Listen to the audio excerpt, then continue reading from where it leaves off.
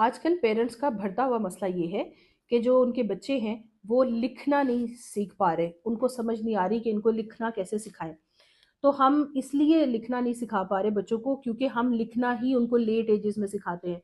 हम समझते हैं कि बच्चा जब स्कूल जाने लगेगा 4 साल की उम्र में, 3 साल की उम्र में, तब उसको सिखाना शुरू करेंगे। पहले उसको ना पेंसिल भी नहीं पकड़ानी, दिमाग पे बोझ पड़ता है। मैंने बहुत से पेरेंट्स से ये बातें सुनी है और उसके बाद मैंने ये रियलाइज किया कि ये ज़रूरत है इस बात को एड्रेस करने की कि आपने किस उम्र में बच्चे को पेन या कुछ भी चीज़ पकड़ा देनी है कि वो लिखना शुरू कर दे। और इससे ब्रेन डेवलपमेंट में कोई फ़र्क नहीं पड़ता।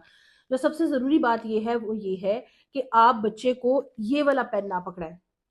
ठीक है। अब इससे क्या है, ये कोई भी मार्क लग जाएगा तो बच्चे के कपड़ों पे भी परमानेंट हो जाएगा और जहां उसने लगाया वो उतरना नहीं है। अब उसमें हम क्या करें, 1.5 साल से आपका जो 1 साल 6 माह 7 माह 8 माह का जो टाइम है, उसमें आप बच्चे को क्रियॉन्स दीजिए। क्रियॉन से होता यह है कि वो कपड़ों पे भी लगा ले तो कपड़े धुल जाते हैं, वो बिल्कुल साफ हो जाएंगे। बच्चे ने कहीं भी लगाया तो क्रियॉन्स जो है वो रिमूव किए जा सकते हैं। सबसे जरूरी बात यह है कि आपने बच्चे को जो अनड्यूली ना ना कहने की आदत रखी हुई है अपने अंदर कि यहाँ ना लगा दे, कहीं कहीं मेरी दीवारें ना खराब हो जाए, कहीं ये ना हो जाए वो ना हो जाए, वो आपने नहीं कहना। बच्चे को खुद से एक्सप्लोर करने दीजिए, उसको फ्री प्ले का टाइम दीजिए। अगर आपको ज्यादा ही है कि हमारी दीवारें खराब ना हो जाए घर में, तो आप पेपर लगवा लीजिए जब तक बच्चे का ये फेज है। नहीं तो आप उसको एक कार्डबोर्ड का पीस दीजिए और उसको क्रियॉन पकड़ा दे, साथ बैठ जाए, कोई शेप्स ड्रॉ कर दे, एप्पल बना दिया कुछ भी, और उसको फ्री प्ले करने दे। वो डूडलिंग करे, वो स्क्रिम्बल करे, वो कुछ भी करे, वो उसकी मर्जी है। उसके बाद जैसे ही बच्चे की ग्रिप होती है, ये आपके पास आपने अक्सर देखा होगा बोर्ड मार्कर, आप बोर्ड मार्कर बच्चे को दें। इसका फायदा ये होता है कि आप अगर इसको यूज करेंगे ना, यहाँ पे मैंने लगाया है, इसको टिश्यू से भी रिमूव करूंगी तो ये बिल्कुल क्लियर हो जाएगा। सो आप बच्चों को बोर्ड मार्कर दीजिए, ये पकड़ाइए और उनको लिखने दीजिए। अब होता क्या है कि बच्चे दीवारों पे ना लिखें तो माँ बाप जो है ना वो घबरा जाते हैं कि यहाँ लिखा तो पेंट दोबारा करना पड़ जाएगा। बच्चे की ये स्टेज दोबारा नहीं आनी, आपका पेंट दोबारा हो जाएगा। और अगर फिर भी आपको इश्यूज हैं तो आप बच्चे को जमीन पे ये करने दीजिए। ठीक है। आप जमीन पे देखिए, मेरा अपना बेटा है और उसने यही से सब कुछ सीखा है। वो माशाल्लाह अभी 2.5 साल का भी नहीं हुआ और उसे सारी एबीसी जी तक लिखनी आती है खुद से। मैं हाथ पकड़ के भी नहीं सिखाया उसको। एक जो चीज मैंने आपको ये बताई कि आप बोर्ड मार्कर को बच्चों की लाइफ में लेके आइए और उनको बोर्ड्स ला के दीजिए। व्हाइट बोर्ड है आप नहीं ला सकते, छोड़ दीजिए। आप जमीन पे उनको छोड़ दें और उनको ये मार्कर पकड़ा दें, उनके साथ बैठ के एक दफा बनाएं। वो आपके आपसे हाथ में पकड़ के ना खुद ही बनाते रहेंगे। दूसरा, आप वर्कशीट्स यूज कर सकते हैं। आप गत्ते के ही पीसेस लीजिए, उस पर 1 2 3 4 5 लिख दीजिए हाथ से, उसके ऊपर प्लास्टिक कवर चढ़ा दें और बच्चे को ये मार्कर दे दें। वो उसको लिखेगा, प्लास्टिक कवर को रिमूव अच्छे से हो जाता है, रिमूव हो जाएगा। वही आपकी शीट बहुत देर तक आप यूज कर सकते हैं। सो ये भी एक यूजफुल स्ट्रेटेजी है जो मैंने अपने बेटे के लिए ऑप्ट की। और अभी वो बोर्ड के ऊपर सब कुछ लिख लेता है। दूसरी चीज, हम बहुत ज्यादा कहते हैं कि स्क्रीन यूज नहीं करना, स्क्रीन यूज नहीं करना। मैंने आपको लास्ट टाइम भी एक वीडियो में बताया कि स्क्रीन का यूजेज आप कैसे हेल्दी बना सकते हैं।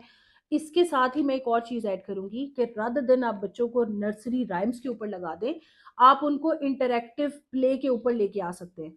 एक इस इंस्टेंस में ही मैंने जो एक्सप्लोर की अपने बेटे के साथ, एक ल्यूकस की कोई गेम है, अल्फाबेट्स वहां से वो सीखता है। अब उसमें वो ड्रॉ करता है बच्चा हाथ से, एक स्टेंसिल सा चल रहा है, ABCD लिखा हुआ है, वो हाथ से ड्रॉ करता है तो बच्चे को बड़ी अच्छी पता चल जाता है कि ए कैसे लिखना है, बी कैसे। इफेक्टिवनेस क्यों है उस गेम की जो मैं आपको बता रही हूँ, जो इंटरेक्टिव प्ले है, क्योंकि वो जैसे ही बच्चा एक करेक्शन करेगा ना तो वो फौरन बोल देता है गुड जॉब, वेल डन। और ये होती है इमीडिएट फीडबैक, जो बच्चे को सबसे जरूरत होती है इस चीज की। पेरेंट्स अक्सर औकात अपने किसी ना किसी काम में होते हैं, बच्चा काम करता है एक दफा, वो फौरन से पहले नहीं कहते बहुत अच्छा किया। ठीक है। और ये ही एक चीज है जो हम गलती कर रहे होते हैं। बच्चे को चाहिए होती है इमीडिएट फीडबैक। उसने अभी ए अच्छा लिखा है, एक लाइन ही अच्छी लगाई है ना, आप उसको फौरन अप्रेज करें, क्लैप कर दीजिए, कुछ बोल दीजिए, good job, very well done, कुछ भी, बहुत अच्छा तुमने किया, तुम और करते रहोगे ऐसे ही।